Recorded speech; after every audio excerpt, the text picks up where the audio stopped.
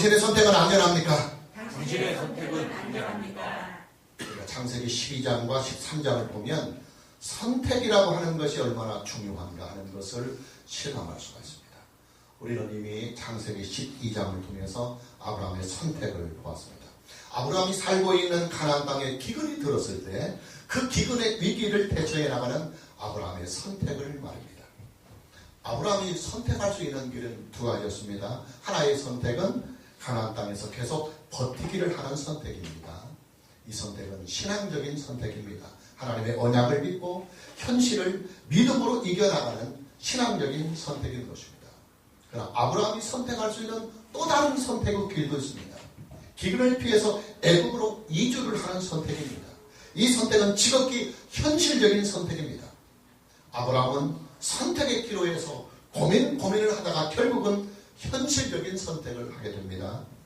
그러나 아브라함이 내렸던 이 선택의 길이 그를 얼마나 비참하게 만들었는지 우리는 이미 지난주에 본문 말씀을 통해서 알고 있습니다. 아브라함은 이 선택으로 인하여 자기 아내인 사레에게 일생일대 가장 큰 수치를 안겨다 줍니다. 그리고 본인 자신도 애굽 왕에게 큰 수욕을 당하게 됩니다.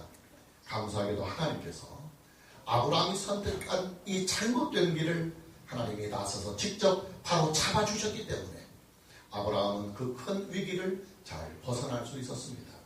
자, 오늘의 본문 말씀인 창세기 13장에서는 아브라함과 그의 조카인 롯의 서로 다른 선택이 나옵니다.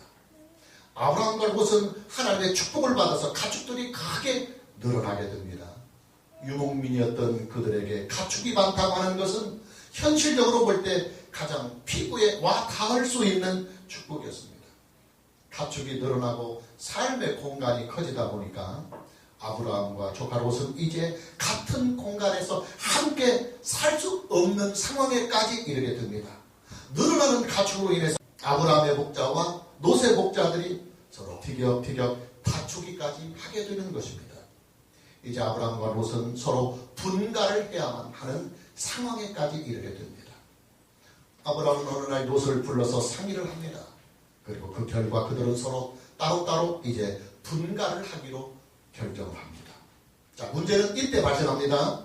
이 두 사람이 과연 어디로 가야 하는지 그들에게는 다시 선택이라고 하는 문제가 등장하게 되는 것입니다. 아브라함은 그 선택의 우선권을 자기가 가지고 있지만은 그러나 손 아래인 조카인 롯에게 먼저 양보를 합니다. 본문 9절 말씀을 보면 네 앞에 온 땅이 있지 아니하냐? 나를 떠나가라. 네가 좌하면 나는 우하고 네가 우하면 나는 좌하리라.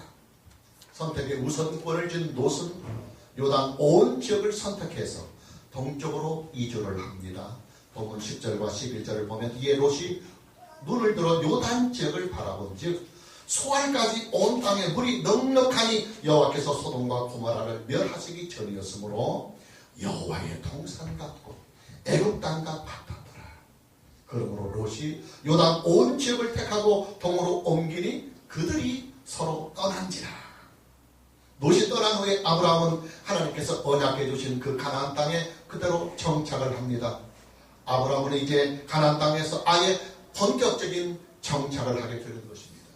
12절 말씀을 보면 아브라함은 가나안 땅에 거주하였고 그랬습니다. 그리고 다시 보면 18절 말씀을 보면 이에 아브라함이 장막을 옮겨 헤브론에 있는 마므레 상수리 수풀에 이르러 거주하며 거기서 여호와를 위하여 제단을 쌓았더라 그랬습니다. 아브라함이 헤브론에 있는 마므레 상수리 수풀에 이르러 거주했다고 하는 이 말씀은 그곳에서 아예 이제는 삶의 둥지를 들고 정착을 하였다 그 말입니다. 그리고 거기서 여호와를 위하여 제단을 쌓았더라고 그랬습니다. 아브라함은 이제 가나안 땅에서 공식적이며 고정적인 그런 예배의 장소를 갖추고 그 공식적이며 고정적인 예배의 장소에서 하나님께 공개적으로 공식적으로 예배를 드리는 믿음의 삶을 정착하였다 그 말입니다. 아브라함은 이제 하나님께서 그에게 약속해 주신 가나안 땅에서 본격적인 믿음의 인생을 살게 되는 것입니다. 중요한 것은 이 두 사람이 각자의 길을 선택해서 가는 그 배경과 그 선택에 따른 서로 다른 결과의 차이입니다. 먼저 선택의 배경을 봅니다. 성경은요, 롯이 요단 온 지역을 선택하게 되는 배경을 이렇게 말씀하고 있습니다. 본문 10절과 11절을 다시 보면 이에 롯이 눈을 들어 요단 지역을 바라본 즉 소알까지 온 땅의 물이 넉넉하니 여호와께서 소돔과 고모라를 멸하시기 전이었으므로 여호와의 동산 같고 애굽 땅과 같았더라. 그러므로 롯이 요단 온 지역을 택하고 동으로 옮기니 그들이 서로 떠났다고 말하고 있습니다. 롯이 선택한 요단 지역은 가나안 땅의 젖줄인 요단강이 흐르고 있었습니다. 이미 롯은 가나안 땅의 그 엄청난 기근을 크게 경험했습니다. 그래서 그 기근을 피하여 애굽까지 내려갔던 그 참담한 경험이 있기 때문에 물의 소중함을 그는 알고 있었습니다. 그런데 소알까지 물이 넉넉한 요단 지역을 바라보면서 그는 요단 지역을 택하게 되는 것입니다. 롯이 바라본 요단 온 지역은 소알까지 온 땅에 물이 넉넉했습니다. 그의 눈에는 요단 지역이 마치 여호와의 동산, 즉 에덴 동산과 같이 보였습니다. 그리고 애굽 땅과 같았다. 애굽에는 나일강이 흐르잖아요. 그리고 언제나 기름이 집니다. 나일강이 흐르는 그런 기름진 애굽 땅과 같이 자기가 선택한 그 요단 지역을 바라보고 있는 것입니다. 롯은 요단강이 흐르는 요단 지역을 선택하여 떠납니다. 그리고 점점 장막을 옮기다가 마침내 소돔 땅에 와서는 그곳에 이제 장막을 치고 정착을 하게 됩니다. 본문 12절 말씀을 보면 아브라함은 가나안 땅에 거주하였고 롯은 그 지역의 도시들에 머물며 그 장막을 옮겨 소돔까지 이르렀더라. 소돔에 정착하였다. 눌러 앉았다 그 말입니다. 예, 롯은 현실적이며 물질적인 기준을 선택의 기본으로 정했던 것입니다. 그러나 롯이 미처 보지 못한 일이 있습니다. 본문 7절 말씀을 다시 보면 이에 롯이 눈을 들어 요단 지역을 바라본 즉 소알까지 온 땅에 물이 넉넉하니 그 다음 문장입니다. 여호와께서 소돔과 고모라를 멸하시기 전이었으므로 그랬습니다. 롯은 그가 장막을 치고 정착을 한 소돔이 멸망 직전에 있었다는 사실을 전혀 보지를 못했습니다. 이뿐만이 아닙니다. 본문 13절 말씀을 보면 소돔 사람은 여호와 앞에 악하며 큰 죄인이었다라고 했습니다. 롯은 자기가 정착한 이 소돔의 사람들이 여호와 앞에서 큰 죄인이었다고 하는 이 사실을 영적으로 보지 못했습니다. 롯은 선택의 기준을 오직 현실에 두고 그리고 선택의 기준을 물질에 맞췄던 것입니다. 그러나 아브라함의 선택은 롯과는 좀 달랐습니다. 본문 12절 말씀을 보면 아브라함은 가나안 땅에 거주하였고 그랬습니다. 그리고 본문 18절 말씀을 다시 보면 이에 아브라함이 장막을 옮겨 헤브론에 있는 마므레 상수리 숲에 이르러 거주하며 정착하며 거기서 여호와를 위하여 제단을 쌓았다고 그랬습니다.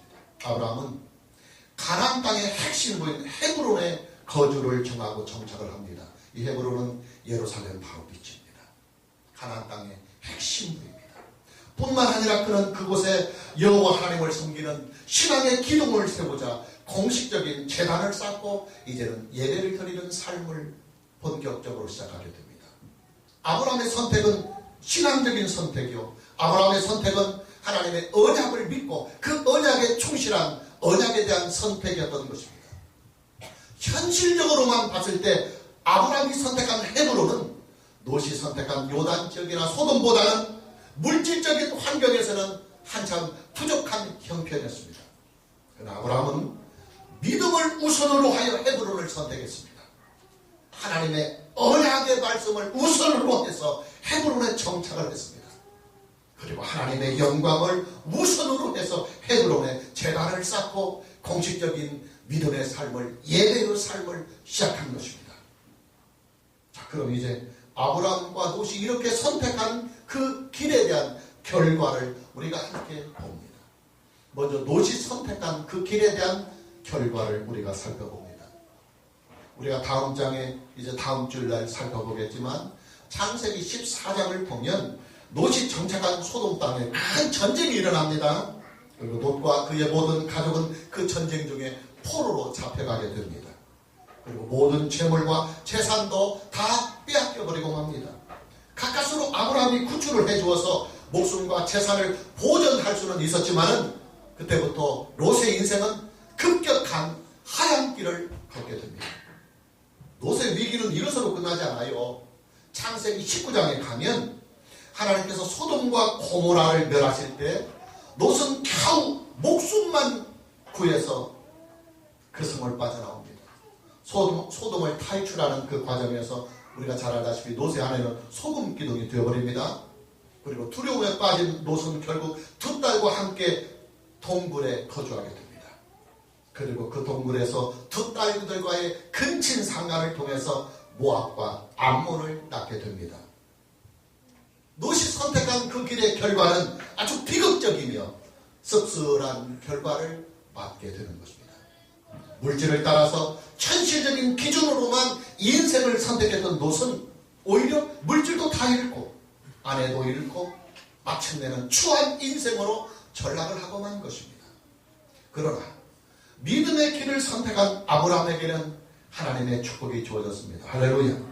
본문 14절과 15절 말씀을 보면 롯이 아브라함을 떠난 후에 여호와께서 아브라함에게 이르시되 너는 눈을 들어 너 있는 곳에서 북쪽과 남쪽 그리고 동쪽과 서쪽을 바라보라. 보이는 땅을 내가 너와 네 자손에게 주리니 영원히 이르리라. 그리고 17절 말씀을 보면 너는 일어나 그 땅을 총과 횡으로 두루 다녀보라. 내가 그것을 네게 주리라. 하나님은 아브라함에게 축복을 주십니다. 그 축복이 뭐냐?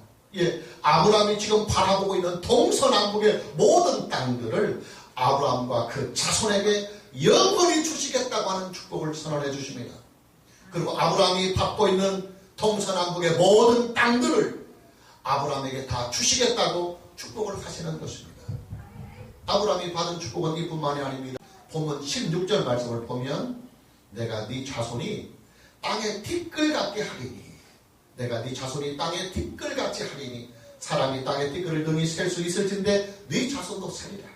아브라함의 자손들이 땅에 티끌같이 많게 해주시겠다고 하는 자손의 축복도 경하여 주셨습니다.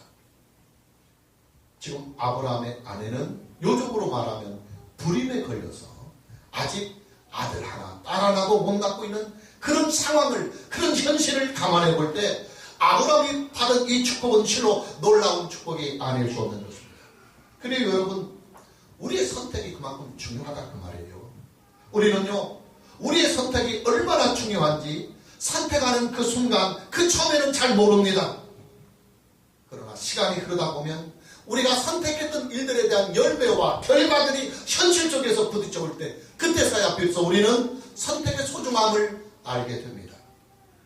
선택을 잘해야 합니다. 할렐루야. 오늘 저와 여러분 모두에게 우리 인생에서 매일같이 만나는 그 선택의 순간에 선택을 잘하는 은혜가 있기를 주님의 이름으로 축복합니다. 자, 어떤 선택을 해야 우리가 어떻게 선택을 해야 과연 후회 없는 축복된 선택을 할 수 있을 것인가? 첫째는 믿음으로 선택해야 합니다. 믿음으로 선택해야 합니다. 아브라함의 선택은 믿음의 선택이었습니다.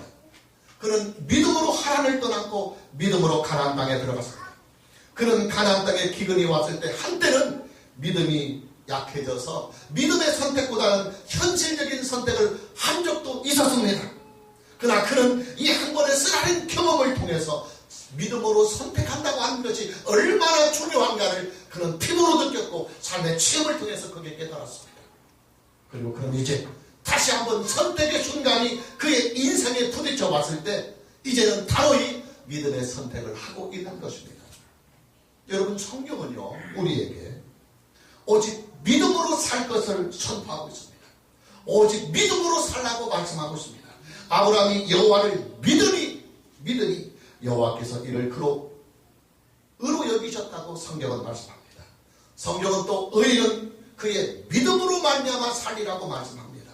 성경은 영접하는 자 곧 그 이름을 믿는 자들에게는 하나님의 자녀가 되는 권세를 주셨다고 말씀합니다. 성경은 주 예수를 믿으라 그리하면 너와 네 집이 구원을 받으리라고 말씀합니다. 성경은 하나님이 세상을 이처럼 사랑하사 독생자를 주셨으니 이는 그를 믿는 자마다 멸망하지 않고 영생을 얻게 하려 하심이라고 선포하고 있습니다. 또 성경은 우리가 믿음의 길을 선택하고 믿음의 인생을 살아가는 결과에 대하여 성경은 이렇게 우리에게 약속을 합니다.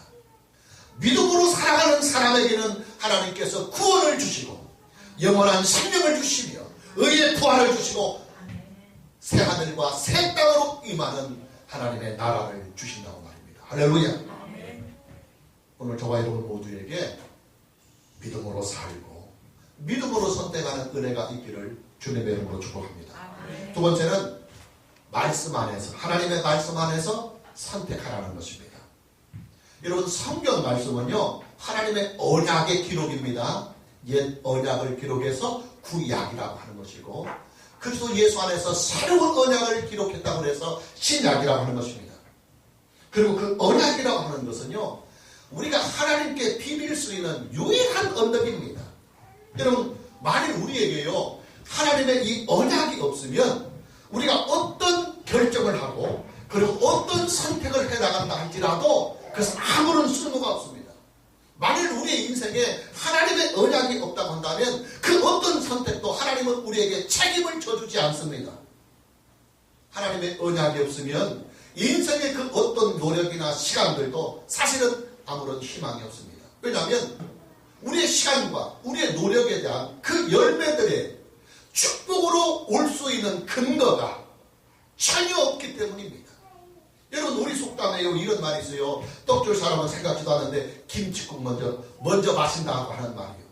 창조자이신 하나님께서 우리에게 축복의 약속도 하지 않았고 아무런 언약도 하지 않았는데 그 약속이 없는 그 맨 땅에 우리가 인생을 아무리 헤딩을 한다고 해서 뭐가 나올 수 있겠습니까? 맨 땅에 헤딩하면요 머리만 깨져요. 그러나 하나님의 언약이 있기 때문에 우리가 살 수 있는 것이고, 하나님의 언약이 있기 때문에 그 언약을 비리고 그 언약을 의지하면서 우리가 살아가는 거예요. 하나님의 언약이 있기 때문에 피조물인 우리가 하나님께서 창조해 놓으신 모든 것들을 누리며 살고 있는 거예요. 생육하고 번성하여 땅에 충만하라고 하는 하나님의 이 언약이 있기 때문에 우리는 이 말씀 안에서, 이 언약 안에서 축복을 누리며 살아가는 것입니다. 그러나 여러분, 저와 여러분은요 이런 일반적인 은총, 창조의 축복에서만 머물러 있어서는 안 됩니다. 이것은 인간이면 누구나가 다 누리는 피조물로서의 창조자의 축복이고 일반적인 은총입니다. 우리는 그 위에 이것보다 더 중요한 하나님의 구속의 축복, 하나님의 구속의 은혜를 누리며 살아야 합니다. 할렐루야. 우리 주 예수 그리스도 안에 있는 구속의 복음을 우리는 충만히 누리며 살아가야 하는 것입니다. 하나님은 우리 주 예수 그리스도를 믿는 자들에게 언약을 주셨습니다. 그 언약이 뭐냐? 구속의 언약입니다. 우리가 예수 그리스도를 믿으면 죄악을 사함받고 죄인에게 임하는 하나님의 공의 심판에서 완전하고도 영원한 면책을 받고, 피조물은 우리가 예수 그리스도를 믿음으로 말미암아 하나님의 자녀가 되는 것입니다. 그리고 하나님의 자녀가 되면 하나님의 나라를 영원히 상속받게 되고 우리는 하나님의 나라인 천국에서 부활한 몸을 가지고 영원히 살게 되는 것입니다. 아브라함은 선택의 순간이 왔을 때 하나님의 언약의 말씀 안에서 선택을 했습니다. 그리고 하나님은 아브라함의 이런 선택을 존중해 주시고 또 기쁘게 받아주셔서 그 선택에 대하여 하나님은 언약을 가지고 복을 주셨습니다. 오늘 저와 여러분 모두에게 우리가 인생에서 만나는 수많은 선택의 순간이 부딪혀 왔을 때 하나님의 말씀 안에서 선택해 나가고 하나님의 말씀 안에서 인생을 살아가는 은혜가 있기를 주님의 이름으로 축복합니다. 세 번째는 하나님의 영광을 위하여 선택하라는 것입니다. 하나님의 영광을 위하여 선택하라. 중요한 말씀을 합니다. 여러분, 왕권 사회에서 지금 우리는 공화정이잖아요. 국민들이, 백성들이 대표자를 투표로 선출해서 그 대표자를 이렇게 세워나가는 공화정 정치에서 삽니다. 그러나 옛날에는 왕이 나라를 세우고 왕이 법을 세워서 왕이 백성을 선택해서 왕의 나라가 되는 그 왕족 사회에서 살았습니다. 근데 여러분, 그 왕권 사회에서는요 왕이 곧 영광이고 왕이 곧 힘이고 그리고 왕에게 인정받는 것이 곧 축복입니다. 여러분, 하나님의 구속사는요, 공화정이 아닙니다. 하나님의 나라는 공화정치가 아니고 왕권사입니다. 왕권정치입니다. 하나님께서 왕으로 통치하시는 하나님의 왕국에 참여하는 것이 바로 구속사입니다. 왕이신 하나님께서 다스리는 나라가 바로 하나님의 나라, 더 킹덤 오브 갓, 하나님의 왕국입니다. 따라서 하나님의 나라는 왕이신 하나님의 영광이 곧 나의 힘입니다. 왕이신 하나님의 영광이 곧 내 축복입니다. 왕이신 하나님의 영광이 곧 내 영광입니다. 자, 여러분, 왕이 다스리는 나라에서는요, 내 영광을 먼저 챙겨서는 안 됩니다. 왕이 다스리는 왕권 사회에서는 내 영광을 먼저 챙기는 자가 가장 어리석은 사람입니다. 내 영광을 먼저 챙기는 것이 바로 영모입니다. 왕이 다스리는 나라에서는 왕에게 모든 영광을 드리고, 그리고 왕에게 다 유익을 드려야 하는 것입니다. 왜? 왕의 신하이고 왕의 백성이고 왕의 나라이기 때문입니다. 그렇게 왕을 높이고 왕에게 영광을 드리고 왕을 유익되게 하면 왕이 그 왕권을 가지고 백성들에게 복을 주고 신하들에게 복을 주며, 왕이 그 왕권을 가지고 왕의 영광에 백성들과 신하들을 함께 데리고 참여해 나가는 것입니다. 하나님은 왕권을 예수 그리스도에게 다 위임해 주셨습니다. 우리가 예수님을 고백할 때 예수는 그리스도라고 그렇게 고백합니다. 그리스도, 예수님 한 분 안에 하나님 나라의 왕권이 있습니다.